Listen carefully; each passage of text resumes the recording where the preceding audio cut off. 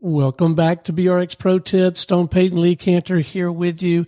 We're actually preparing this particular pro tip while we are in the throes of this shelter in place order. Many of us are doing more virtual interviews than we've ever done before, so it's kind of timely, but it's really important to us at any time to understand the nuances, the differences, and re-examine strategies depending on whether we are in studio or virtual. Lee, let's talk through some of those. Sure. It's one of, when you're not in the studio, you realize how powerful being in the studio is, I think.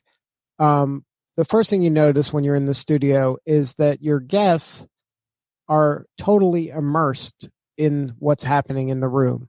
Their headphones are on. They're paying attention to all the other guests. They're not on their phone. They're not looking out, looking to wonder what their kid's doing or the dog's doing. They're not distracted by any other stimuli. They're just paying attention to what the other guests in the room are saying or what you're saying.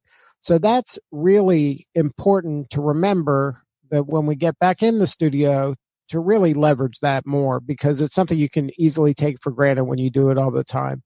So when you're not in the studio and you're trying to do these virtual interviews, you have to try to create as much immersion as possible. And that might require, multiple, you might have to do pre-interviews. You might have to do post touches after on how to leverage the interview. You might have to do a lot more kind of touching of the client in order to really get the same type of relationship building that we're able to get in a shorter period of time in the studio.